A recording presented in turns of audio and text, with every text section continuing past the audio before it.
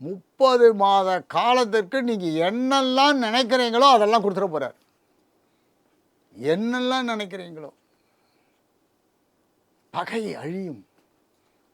பகை இவன் பகை இவன் பகை இவன் பகைன்னு அழிச்சிடுவார், ஜீரோ ஆகிடுவார். அந்த இடத்துக்கு வரார் சனி பகவான். இப்போ சனி பகவானால் ஏற்படுற நன்மையை நாம் அனுபவிக்கிறதுக்கு தயாராகிடணும். துலா ராசிக்காரர்கள்லாம் எப்படி கேட்டால் இந்த நன்மையை அனுபவிக்கிறதுக்கு தயாராகிடணும்.